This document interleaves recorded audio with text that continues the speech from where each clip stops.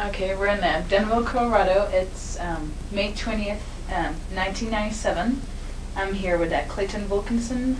Wilcoxson. And he's from the 56th Infantry. And I'm Victoria Ekegren, and this is Fabulous Christian University, the History Department. First of all, I would like to start talking about your parents. What do you remember about your dad? Well, my father was 5'6". He worked for the CNS Railroad for years. He was in World War I. He was a very good Mason. He was secretary of the lodge. In fact, that was his life, just about. But he was a great guy, and he smoked Camels. Those were real good, and died of emphysema, and not too pretty, But he was a fine man. What do you remember about that depression? How did that affect your depression? Well, I started cutting lawns and ditching lawns, and in general working when I was about 12 years old. And when were you born? 1925. 1925. So how did that depression affect you and your family? Well, Dad was still working for, obviously, the railroad. He was cut down to about 3 days a week, as I recall, and money was very short. So by working myself, I was able to supply myself with a Coke or an ice cream cone or something like that, occasionally. But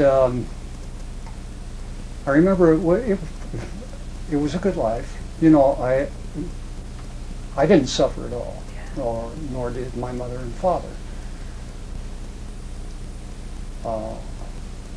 Enjoyed school for the most part, and in general, I did not suffer during the Depression, fortunately. A lot of people did. Do you have any brothers and sisters? No, I was the only child. Yeah. Did your dad talk about World War I a lot? Not too much. No, he got caught by that flu epidemic. Okay. And half of his division had shipped out. Half of it had, and the half that hadn't, he caught the flu. He was in that half. So he went over in the Army of Occupation. The war was over by the time he went over there, fortunately. So how did the depression affect him as a person? Did he? I don't think it bothered him too much. Well, it had to bother him, but he made a living where we had clothes, and shelter, and food, so that wasn't too bad in that sense. We didn't have any luxuries, and anything I wanted, the first bicycle I worked for and saved my money, and he bought it for me for Christmas with my money. Did your dad ever talk about, did he think that there was going to be another war, or was there such talk at home? He never did. Mm-mm. He never did. Do you remember, I know you were very young, like when 1939 comes around, when Hitler, starts invading Poland and other places, That made an impression on me, yes. Like what kind of impression? One of interest, you might say. And I remember that it was very remote for me, I never thought I would be involved in it until Pearl Harbor hit. And by that time, of course, I was, I think, a junior in high school. And I can remember my father and I had gone to a show downtown at Paramount Theater. I didn't remember the theater. And when it came out of the theater at the end of the show, the headline was on the street, Pearl Harbor. And I looked at Dad and I said, do you suppose it'll last long enough for me to get into it? Dad said, I hope to God not. But it did. It did. So when did you decide to join? To join the Army? I enlisted about a year, well, shortly after that, when I was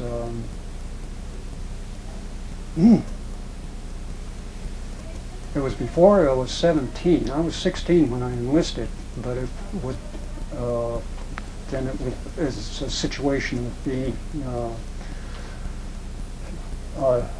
you know, not eligible for call-up, and I got into the ASTP program in high school. Okay. Took the test there. So when I graduated from high school, which was in June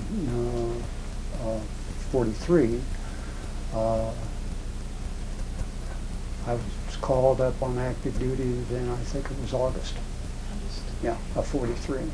So was your dad for you leaving, or what did he think about it? He, knowing what was possibly ahead of me, he was very glad it was ASTP. So he wasn't too concerned at that time.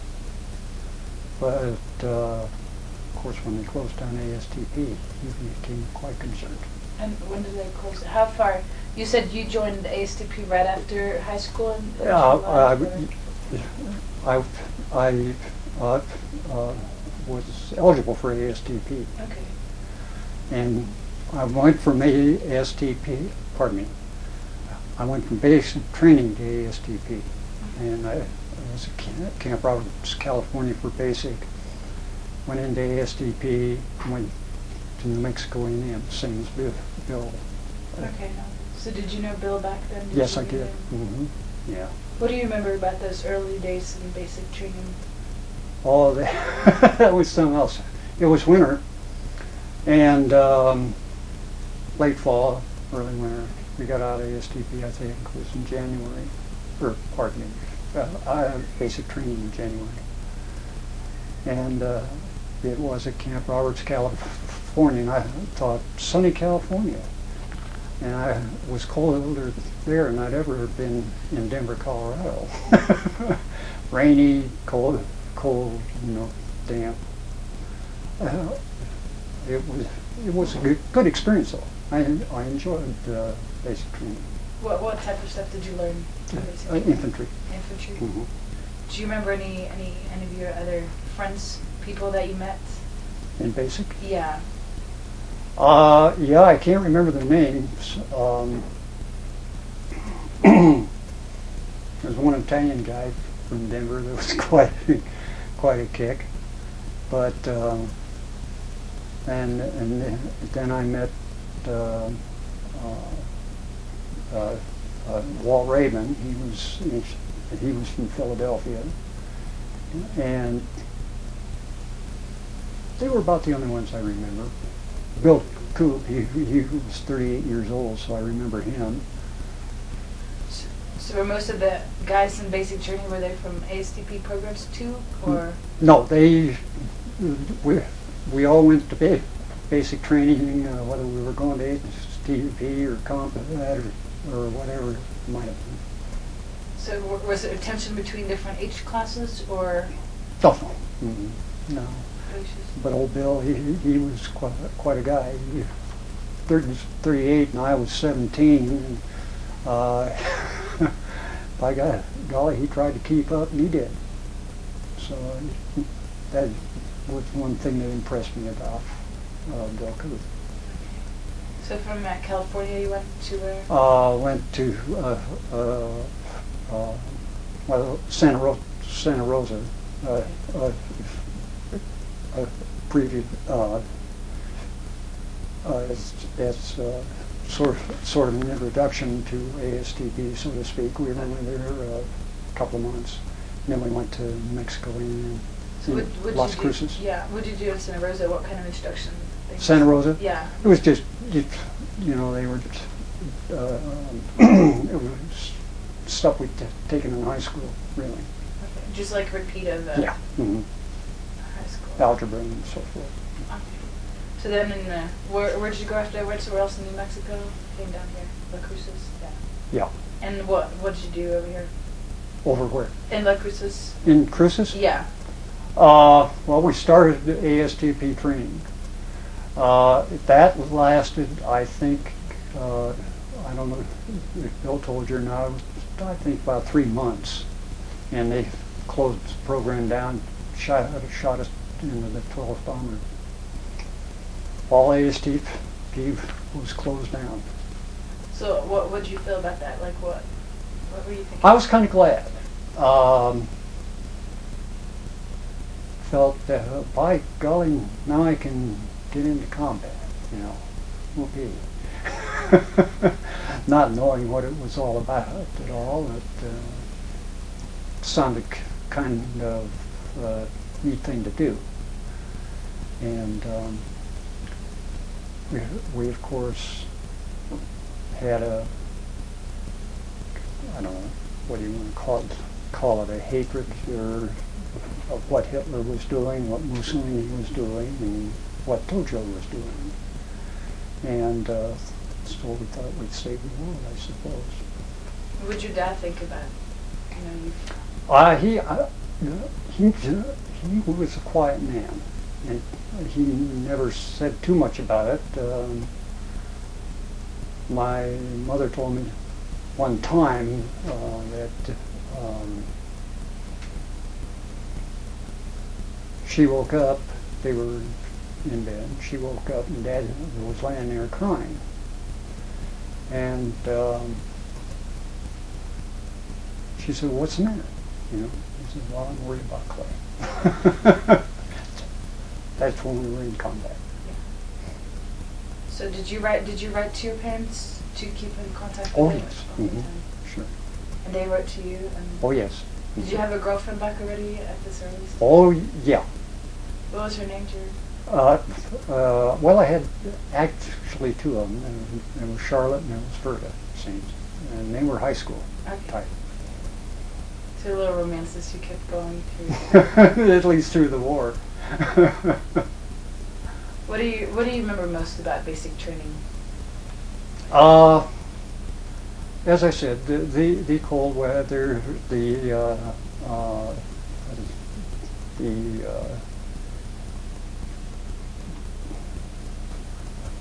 what would I say? The fact that we're learning how to fight, and so forth, and at 17, that's pretty exciting. So, basic training, and I was in real good physical shape then too, that helped. And it was a good experience. We learned how to take care of ourselves, how to fire various weapons. And possibly what combat really was like. You can't really experience that though until you get into it, I found out. How's the camaraderie between the college kids kind of coming in, or you coming in? Oh, into the 12th? Yeah. Well, we were mostly cut out. The 12th was mostly made up of ASTP when we went in. Okay. And where did you join in? Did you come in? I went in from Mexico A&M. Okay. Mm-hmm. And you went down to Camp Barkley? Camp right? Barkley. Did you have what kind of friends had you made already back in New Mexico?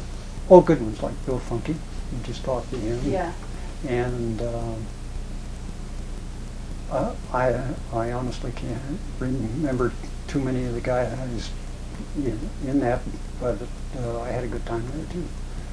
Didn't study much. What do you remember? What do you remember about the ride to Abilene? Do you remember anything? The ride to Abilene? Yeah. Well, this is kind of interesting because my grandfather died about that time. So I got a pass to come out here to his funeral. Meantime, the guy who's from A&M went on down to Barkley. So I was on my own. When I got back to A&M, I got my train ticket and put on a train and sent to Abilene by myself. How's that traveling? Well, looking out of the window at West Texas, there was sagebrush and more sagebrush and scrub oak. What do you remember about the town compared to Denver? If you compare it, like what were your things when you saw Abilene, the city? The city of Abilene? Yeah. When I finally, I remember to this day, a city or town of 70 churches and 7 theaters. And it was dry. Is it still? No. In some ways, I guess it is. Yeah. How about the people in Abilene? What do you remember about that? I had very little contact with them. We'd go into to a show maybe, and right back out to Camp Barkley. Got to Dallas a couple of times, yeah. What'd Pretty you guys good. do in Dallas? Well, that was pretty good. It was wet. It is what. Yeah. So do you guys used to go on the weekends? How many times did you guys have a chance to go? Oh, about 2 times, I think, time we were there. Where and what kind of housing did you have in Abilene and Camp Barkley? Camp Barkley? Yeah. They were, what you couldn't even, well, they were barracks, but they were single story. And would house, did they house the entire country? I don't think so. We had about perhaps company to barracks, and yeah, that's about all I remember about them too. But How many men did you have in every? How many people did you live with together? well, let's see. About I'm guessing now. If it were a company, we had 4 platoons, and each platoon had about gosh, 3 times 7, 21, about 80 guys. 80 guys. Yeah, that's a What, guess. in each barrack you had Yeah, about 80. perhaps. Okay. So in your room, did you have rooms? How many people did you share rooms with? No, it was just open. Just open. Yeah. Mm-hmm. So you as a youngster coming in late when these guys had already been, what kind of experiences did you have to go through being so young and being a newcomer? Well, there were, as I said, most of us were young and most of us were newcomers when we got there. Because, as I recall, they sent the Camp Campbell guys down to South Pacific, and then we remanned the 12th Division, basically. There were just the cadre left, and they trained us. What kind of training did you go through?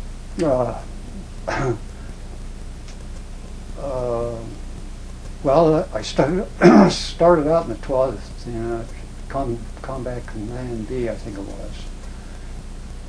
And the training I got there was driving a light tank, and driving a half-ton truck, and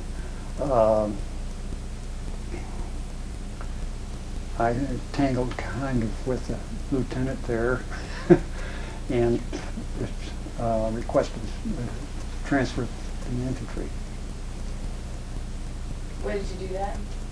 Hmm? What did you said that you wanted to transfer? Yeah. Yeah. Why did you want to transfer? Or you? Yeah, well, the lieutenant I didn't see eye to eye. So I decided I better get out of there. So I did.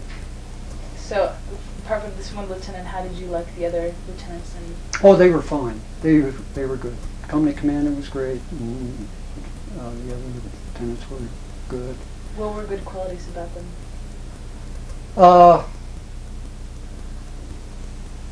They were friendly. They were fair, and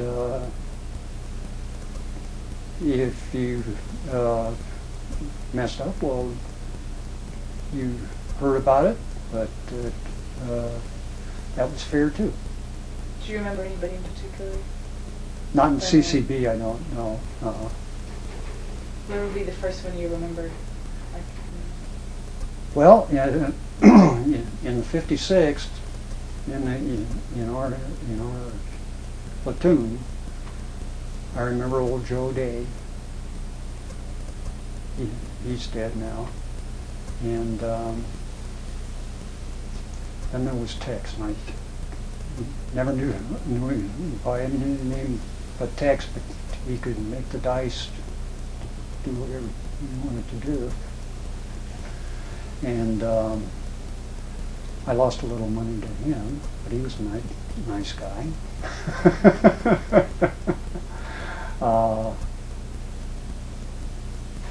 Captain Fairburn, our company commander, he was great. And what made him great? I mean, well, he he was fair, and particularly in combat, he was better than great. He was wounded at least a couple of times, and Herlesheim went out and pulled a guy out of his back, and he was just a great leader. He was a man that you would follow. so when you guys were in the barracks, do you get news about the war in Europe and what's going on there? How does Yeah, the news receive you? Like what do you think about it? We, as I recall, we get a data or a weekly or a monthly newsletter type of thing, and they would tell us, and we had access to radios, of course, and newsreels and that sort of thing. Those were our sources of information, basically. How did this news affect you? Were you guys anxious to go, or what kind of emotions did you have? Yeah, we were anxious to go. We had spent quite a bit of time, as I recall, something like March to October in training. We thought, gee, we're through training. Let's get over there and get this thing over with. I think that's what most of us felt like. And sure enough, we got over there. So what do you remember about the day when they told you that you guys were leaving from Abilene? A lot of not anxiety, but anticipation, so to speak. And they loaded us on the train, took us to Camp Shanks, New York, and off we went. What do you remember about the train ride? It was long. Golly, I can't remember how long it lasted. It could have been 4 or 5 days, and I remember reading a rather racy novel by, I can't think of his name, he was Southern. But in those days it was rather racy, you know. So I got that read. And we got to Camp Shanks, and we were there staging for probably at least a week. It's more than a week. Because we got a pass to New York City. So it had been a couple of weeks we were at Camp Shanks, and then we shipped out. What did you do at Camp Shanks? What are things, last minute things? Last minute things, cosmoling the weapons, getting them ready to move, you know, ourselves ready to move, getting their shots. Do you remember any conversations that you had with anybody at this time? No, I really don't. Well, this is about the time where you guys changed the commanding general when Brewer steps down. Do you have any recollection? I don't. I really don't. That's something that never. Yeah, never affected me at all. But you don't remember any rumors or anything. You know why? You know, what was your personal opinion of about him being relieved? Who?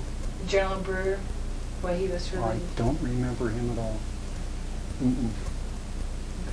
When you guys got leave to go to New York, what'd you do? Is this kind of like last minute and freedom before it's time to? No, we packed our Eric's bag and loaded it on the train and took off. Okay. So how did you ship? And can you describe the ship that you went in? Yeah. Oh yeah, that was the Empress of Australia. Never forget that. We were heavy weapons platoon and on board ship all the way across. We stood midnight watch on the anti-aircraft guns and the heavy weapons that they carried for for protection against the aircraft and submarines and that sort of thing. And that was a lot of fun. It was cold, wet.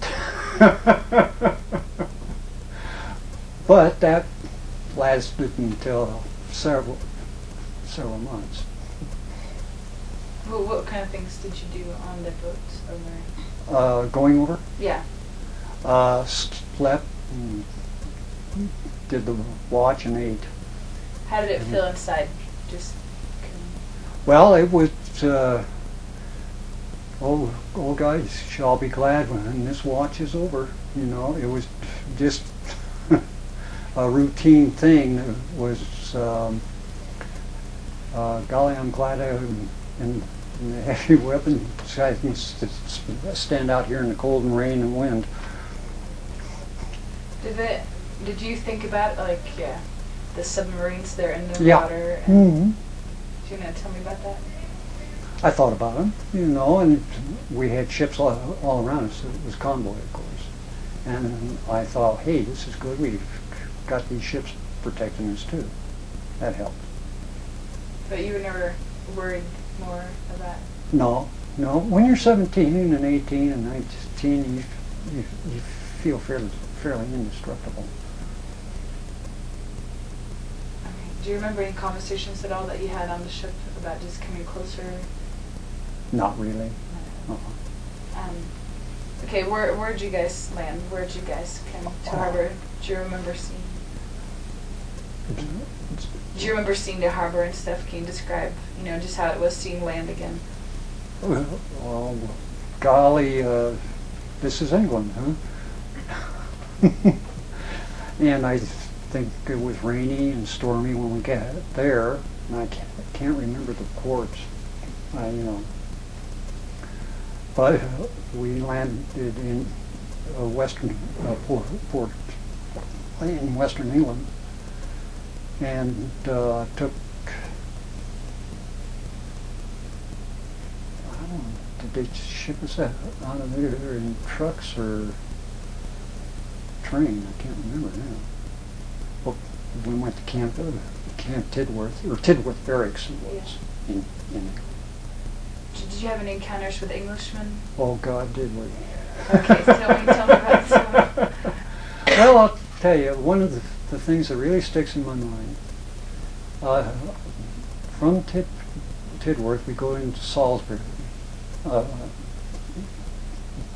for an evening of rowdiness, so to speak, drinking warm English brew, and that is, if you didn't drink too much, you were all right there. Otherwise, you got fairly sick. And anyway, we would have our rounds of the brews there, load up on the 6-bys again, and come back to Tidworth Barracks.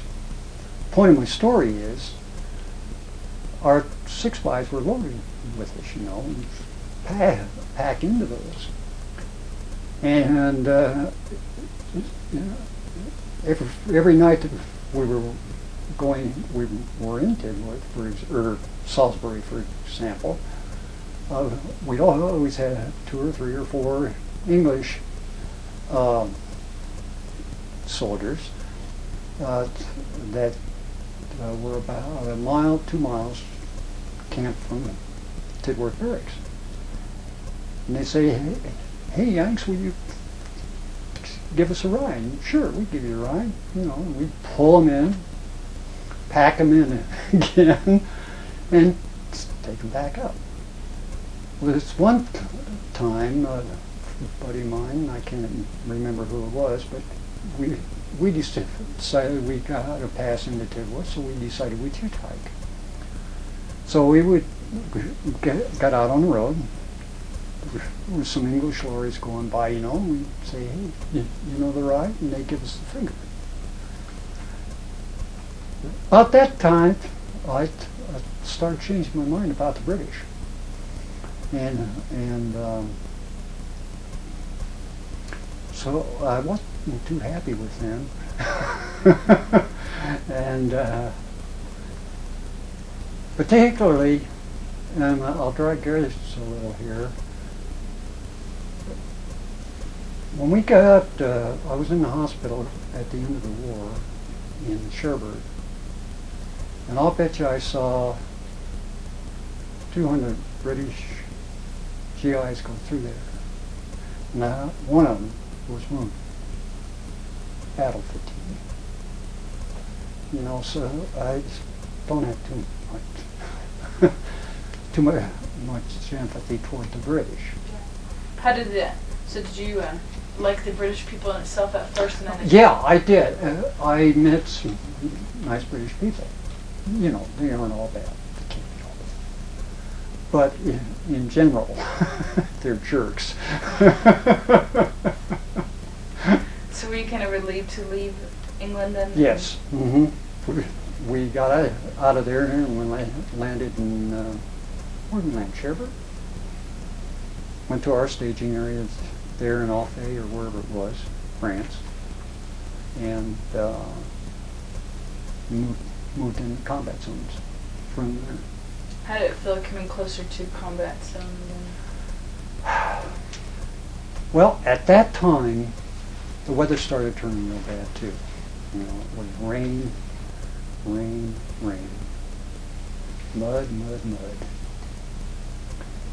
and cold, cold, cold. And I think most of us thought more about the environment than we did combat. I remember sitting on the back of a medium tank, there were about 4 of us on the deck, and trying to stay warm. Our tanks got stuck, our half tracks got stuck. I think the environment was the worst thing, until we got to Hurlesheim. So what do you remember about this? You're in France now. How are the French compared to the British? How are they receiving you compared to the British? I'm sorry, but I don't have much use for the French either. Why not? They were unfriendly.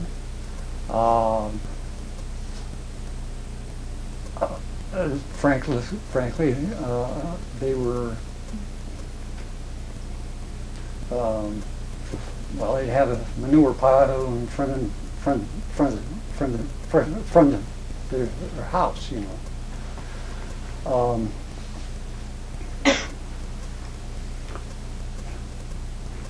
It was like a difference of day and night going from France to Germany, so to speak.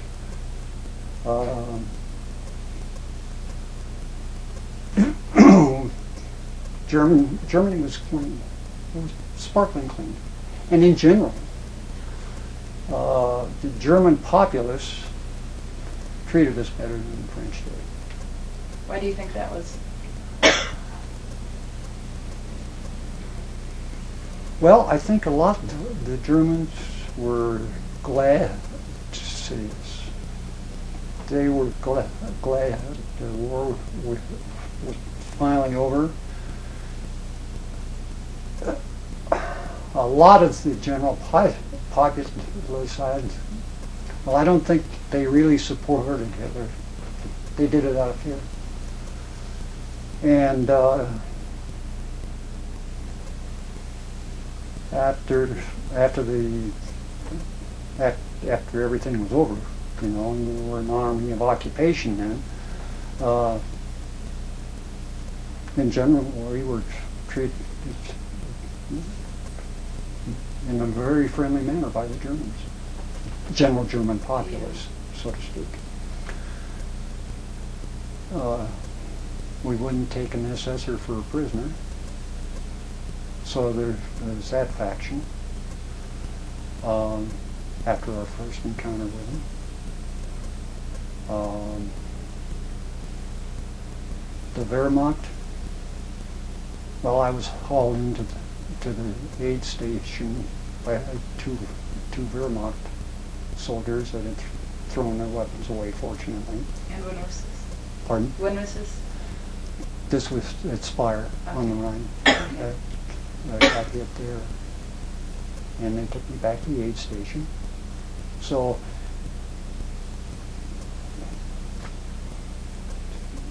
that's a general opinion of a populace, if you will. Yeah, my own yeah. personal opinion. Yeah. What do you remember about your first battle, first really encounter with the? With the Germans? Yeah, or just with the war, just with actually fighting. Our well, first battle we went into, we were to capture this town. We stormed it, okay? Got in there, found out the Germans had evacuated. Now that was very fortunate. Our first, I guess, the battle that really sticks in my mind is Herlesheim. I'll never in my life forget that. Do you remember anything before Herlesheim? Anything? Yeah, we had general battles. At one place, and I can't remember where it was. We were a heavy weapons platoon, and we had 57 anti-tank rifles. They took those away from us and gave us 81 millimeter mortars, and those were kind of neat. And at this one particular battle, we took our whole platoon. We took our 81 mortars and put them on top of this plateau, and that's very important. You put mortars down because they go up and over. See, but we faked the Germans out.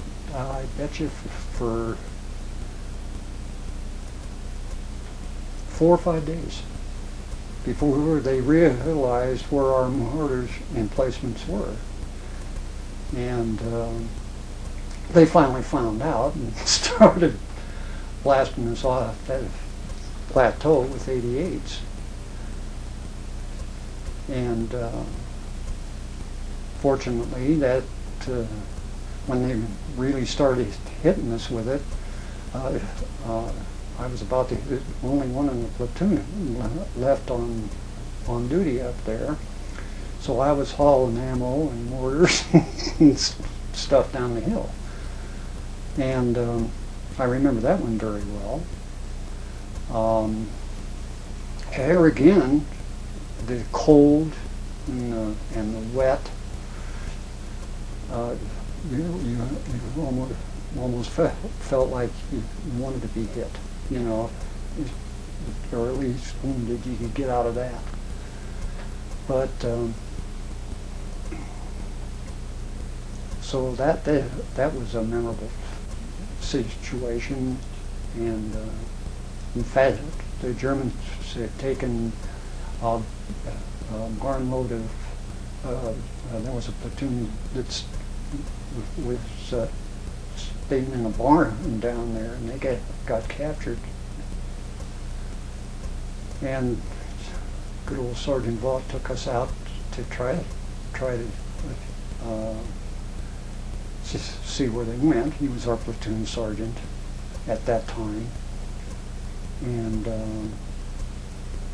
we went up. He took us out, sat us down, and we all looked around. And you know, I thought, why are we sitting here? Why aren't we going somewhere and trying to find these guys? But we didn't. He took us back, and he later left us at Hurlesheim. You know, I don't know what happened to him, but we never saw him again. He put us in this ditch, so to speak, and he says, "Okay, guys, stay here and hold this. I'll be back." We never saw him again. You never, to this day, know what happened? No. Well, were you writing letters home to your parents still at this point, or? Well, in combat, you can't really write, and or don't feel like it. If you will, when we got back to a stage in Erie, I'd write, you know. Yeah. Did you receive letters too, like what? Oh, yeah. What did your dad say in the letters at that point? Did you have any recollection? I don't recall. Do you remember that first Christmas away from? Yeah, I sure do. Okay. Yeah, ate Christmas dinner under a 6-by. They were shelling us at the time. Do you remember what you had for food? Yeah, turkey. Turkey. Mm-hmm. Did you get any gifts or anything from home?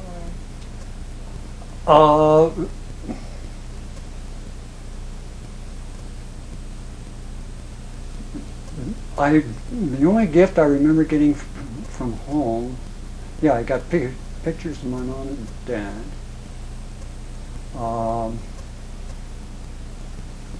After Hurlesheim, I had frostbitten feet, and they sent me to to a hospital there. And then I got a carton of cookies. So that's all I can remember. How about your two girlfriends? Are you still writing to them at this point? Pardon? Your two girlfriends from high school, are you still keeping in touch with them at this point? I or? keep in touch with one of them, yeah. Mm-hmm. She still lives here in England. The other one's in Atlanta. Okay, let's move on to on the road again. You're just moving along. The war is affecting you. Like, how is Hurlesheim? What's the first thing that you remember? What's the first? We were wiped out. We had cooks and half-track drivers in the foxholes. The big thing I remember is this one night. It was to a point where it was so cold, so bitter, that you could stand up in the foxhole and go to sleep. You know, standing.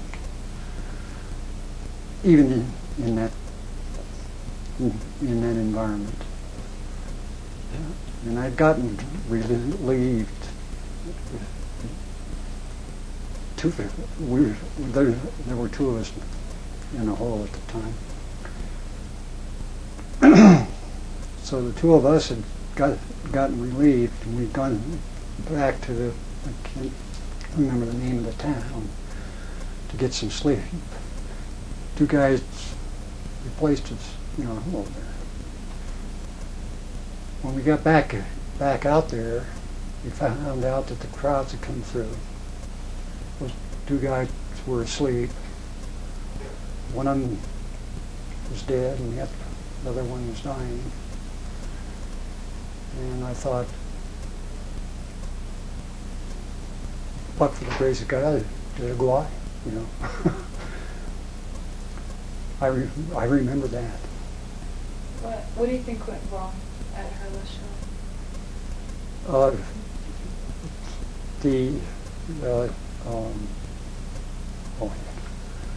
Our intelligence. Like what they didn't realize what the Germans were really putting in there. It was what was the German general guy? I'm sorry, I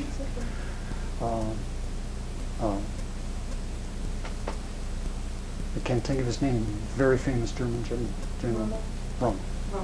Pulled him out, brought him down to our area. After he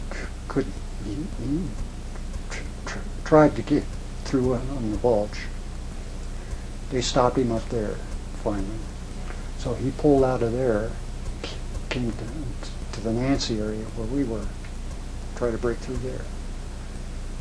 And we were there for eternity. 2 weeks? And held him. And finally, like I say, we were down to track drivers and cooks. I guess they sent him in another division to help out. Well, I think that 17th came in, or 66th, one of the two. Well, I think it was the 17th came in. They got wiped out. Yeah, after us. Darn near wiped out. So how exactly do you remember the maneuvers and stuff that you guys were told? Like, how did you move in to Herlesheim out of your battalion? By foot? Yeah. Back of tanks. How many people by foot did you have? Pardon? How many people by foot did you have? Well, we had a battalion. Okay. Yeah. How many did you lose? Well, we lost. Like I say, we probably lost all of the 80% of the fighting infantrymen, and then the cooks and half-track drivers moved in. What were your thoughts and feelings when you're seeing all your friends, whatever, when you, like, what keeps you going at a point like this? You blank out, or I did. Just blank out, and go from there. You fought and prayed and kept going. What happened next here after this year? Well, we were relieved by I guess the 17th or 66th. I can't remember who relieved it.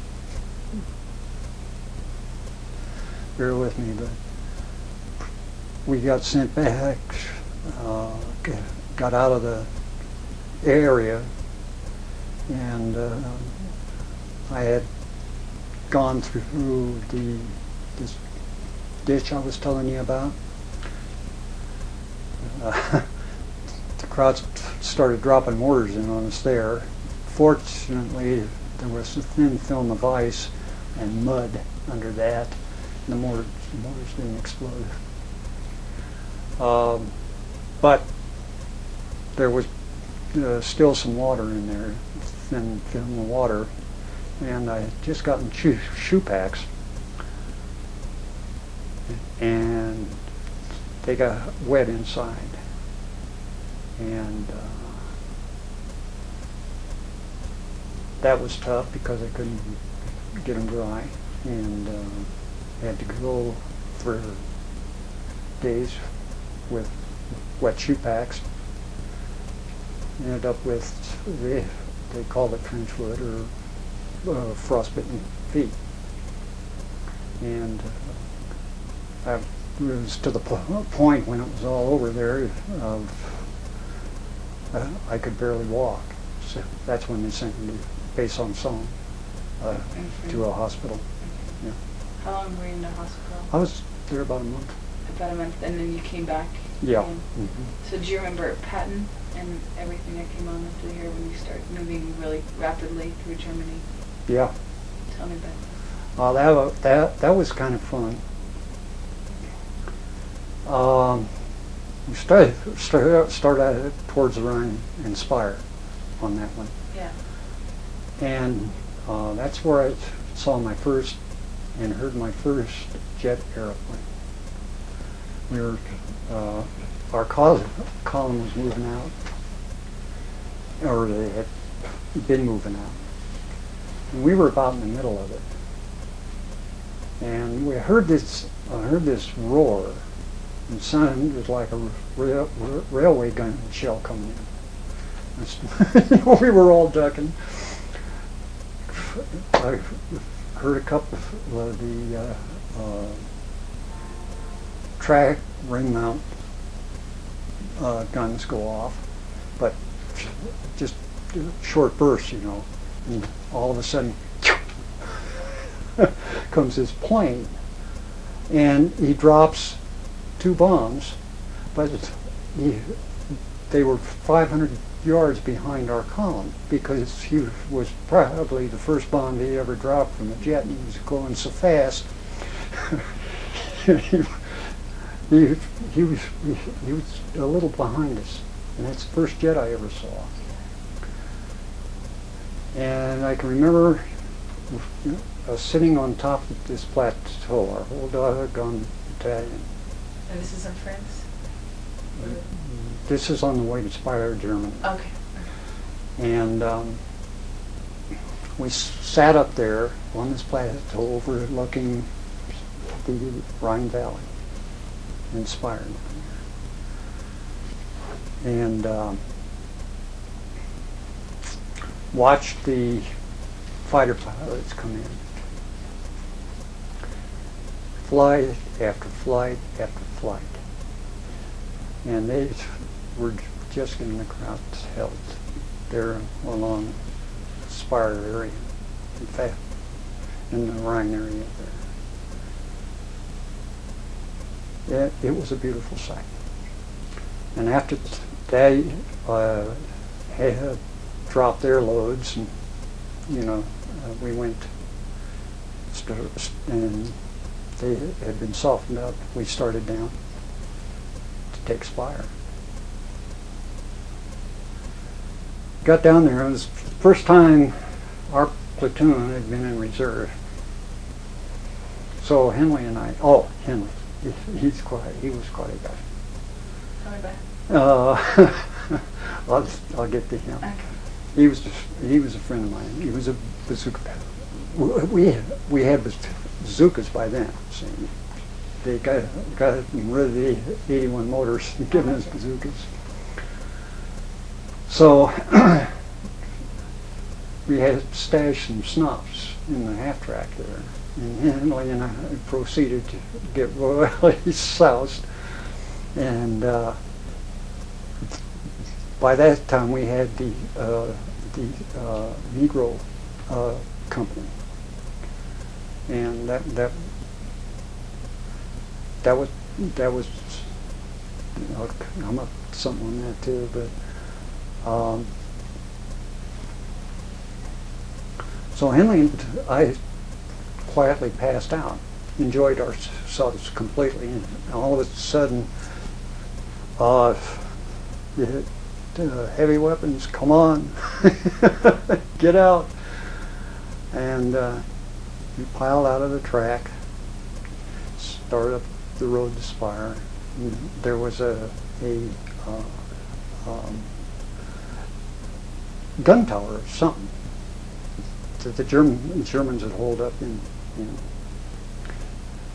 and they couldn't dislodge them, and they were keep us pinned down there. And it was the Negro Company, I guess, that was supposed to take that roadblock. That's what it was. And this was their first venture, I think, in combat too. And they weren't able to accomplish that, so we were called up too. And they sent the platoon that Henley was assigned to in to take the roadblock, or the squad rather, which they did. And we were, this was a raised road down like that, and the Negro guys were over there, and we were over here, waiting for the roadblock to be taken. We'd move on. All of a sudden, here comes Henley, running down the road. Not funny. Blood streaming from his throat, and helmet gone, and he had a carbine. Where he got the carbine, I don't know. He came running down there, and between the booze and the shot was getting hit, he was out of his head, and went down there and raised a little ruckus with the black soldiers. He was from the south. It was bad show, really. I was laying there on the other side watching the road there. Our squad was, and they finally stopped Henley. You know, they got him down, calmed him down, and sent him back to an aid station. And by that time, the roadblock had been taken. We advanced, advanced on to take Spire. So the tankers, 714th was out there, and we all picked a tank and moved behind them and started into Spire. And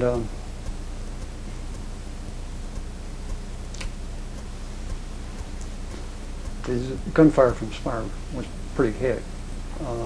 One of our guys was up on the deck of this, our tank, firing a 50 caliber, and he got clipped and he rolled off the back there, and he was all right. But he was clipped and he was hurt. We sent him back. And I had my bazooka strapped over my shoulder. My loader had loaded it. It was ready to go. And I turned to the right, and just as I turned to the right, the tank on the right got hit, and that's where a piece of shrapnel went right between my legs, caught both legs, caught my ammo carrier in the ankle. I turned around, and our tank was starting to back up, and I was about that, seemed that far from him, and I just jumped to the side and started rolling. And when I stopped rolling, I looked over, and the tank tread was about this far from me, and he'd run over the shell in my bazooka, and then it had gone off. So I was a very lucky fellow, in other words. But that was the type of thing I remember. Yeah. So you were badly wounded here? I was wounded there, and my carbine was gone. I don't know who took my carbine. So I had a Bowie knife in my boot. That's all I had. So anyway, I started dragging my leg back toward where I thought the aid station might be, or whence we had come. And I looked over, and here come two Wehrmacht. No weapons. And they carried me into the aid station. So that's one experience I remember very, very well. What do you remember about Patton? We were in, well, that's where we were in his army when we went to Spire. I remember Patton as a could handle tanks. I mean, he was a genius in his own way. I admired him very, very much. What did you think about the rapid movement that he forced you guys to just move so quickly? What did you think about that? That was good. That was good. We raced down the Autobahn. Where in the heck was that?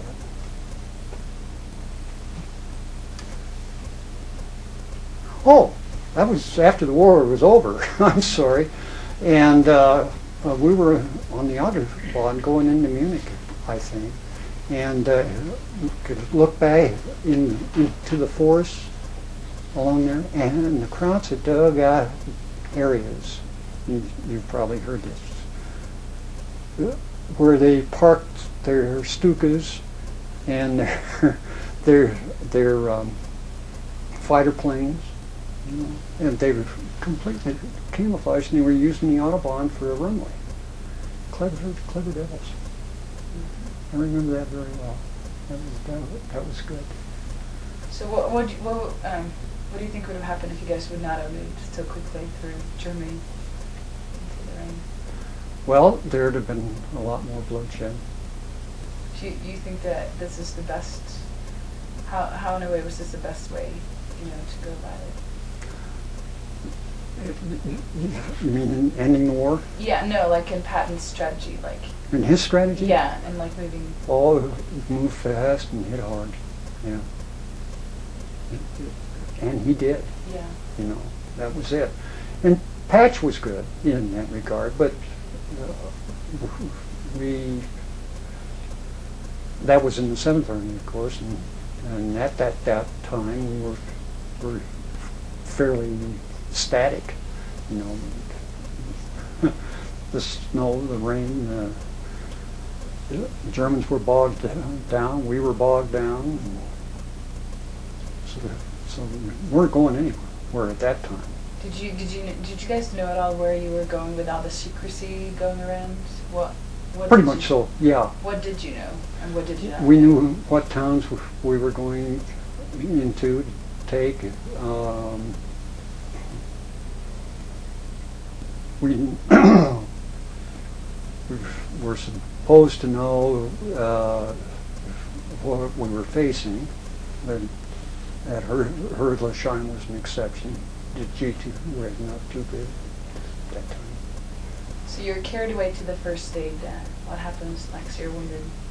What happened? That's when I was flown to Paris and put in the hospital there, and saw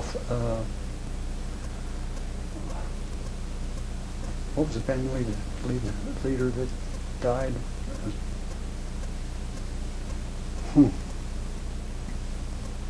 Oh, my memory. Anyway, saw his band, and then my wound reopened because I guess because we saw his band, and they shipped me back to Cherbourg to a hospital there. That's where the war ended, actually. Do you remember the day? Can you tell me about the day when the war ended? Oh, yeah. I was in Cherbourg, and I was laying next to a sergeant, ex-sergeant, first sergeant, from the 1st Division. And he was regular Army. And he's gone into North Africa, clear through North Africa, to Sicily, D-Day. Never been hit. Until this one time, And they were in a town. He was walking down the middle of the street, and he had two guys, a guy on his right, a guy on his left. And 88 came in. The two guys on each side in smithereens peppered him from his head to his heels, and he was not seriously wounded, but he was laying in the bunk next to me, and he was a private at that time because he had slugged us, apparently a new lieutenant or something, and been broken in rank. So he and I were laying together there when the war ended. And they came out with the point system about a day or two later, you know, as for discharge. That guy's, his points were about that long. Mine went up to, what was it? I think my points were just enough to get me out at the very end of the point system. You know, I got out in, I think it was January of 46. So that's what I remember. I remember that sergeant. I remember the hospital very well. What about the hospital do you remember? Well, it was quiet, and it was nice. And at the end there, I had a room all to myself, and food was good. And the war was over. Would you guys say when the war was over? Like, what was something you talked about? We just looked at each other and said, "Thank God." You know. When was your first contact with your parents after the war, and like how? Well, I wrote him a letter. I went to Camp Lucky Strike. Well, I went back to the 12th. Okay, we were in then we were in the Army of Occupation at that time. That didn't last long because of my points and so forth. I was sent back. Infantry reorganization pending the invasion of Japan. We were about a day and a half out of New York coming back when the word of the first atom bomb hit. Thank goodness. And so that was a great relief to most of us on the ship because the invasion of Japan would have been bloodbath, I'm sure. So there was great relief there. We went to I can't remember the name of the fort that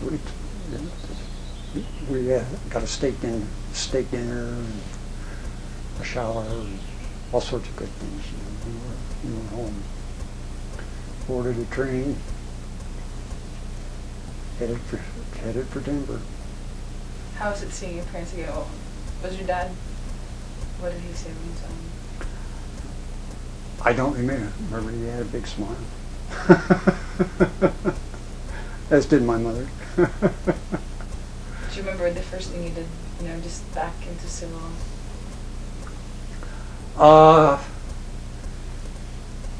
Partied a lot. How old you were, like 25 or? No, I was, let's see, I was 20 at that time. 20. Yeah. So what did you do after the war? Well, I entered the 52-20 club for a while. I had a high school buddy, and he and I were going to go buy a Model A and go to Mexico City. But he was in the Navy. And he didn't get out very quickly. So 5220 Club started saying, when are you going to go to work? What are you going to do? You know. So I figured I'd better do something. So I decided I'd go to CU, Colorado University. And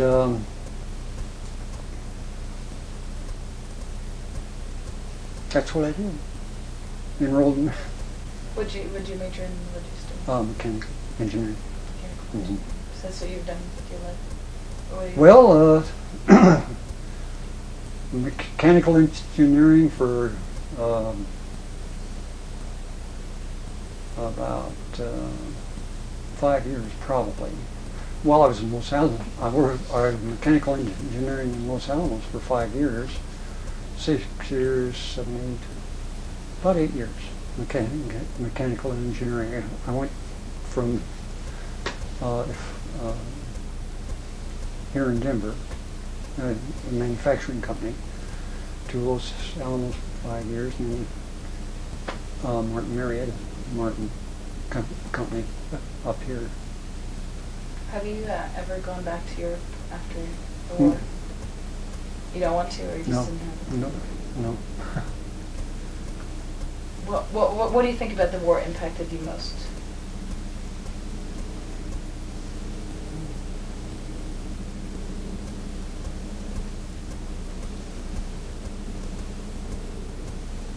The cold,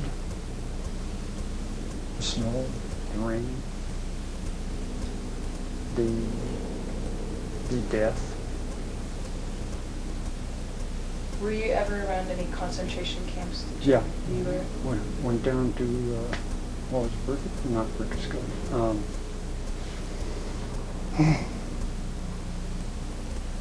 Oh, heavens. It would...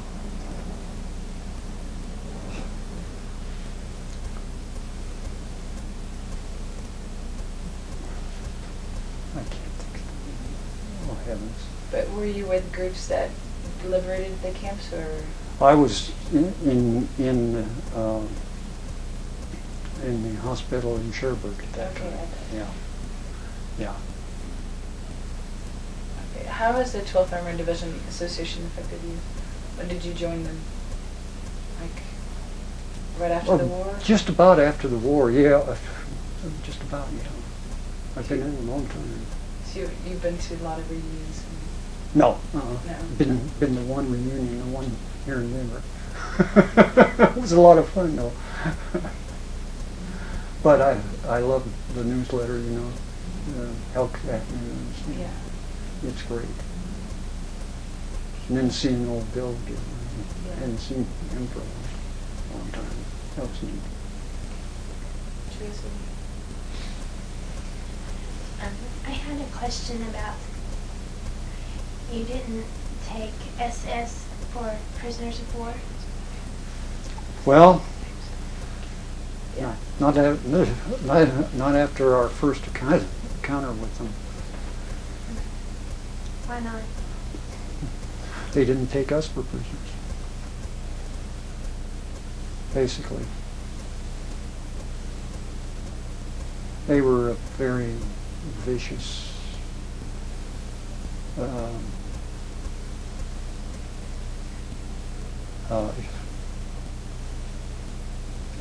inhuman, if you want to say, and I guess we turned into the same thing, basically, when we fought the SS.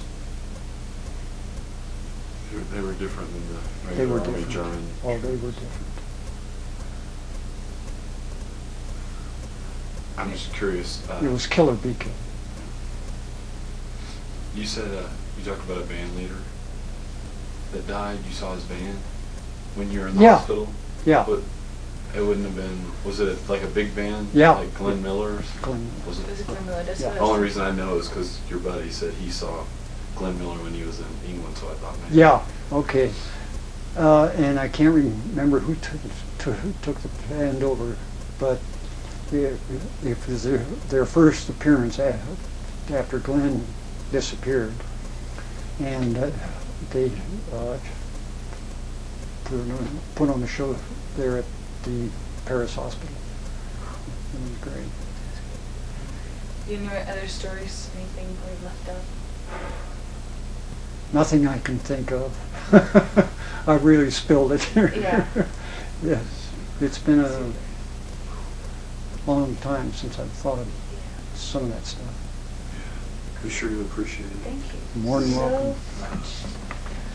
Let's take some light. We need to fill out a form. That's fine. You get this. Hold on. We need to get Dr.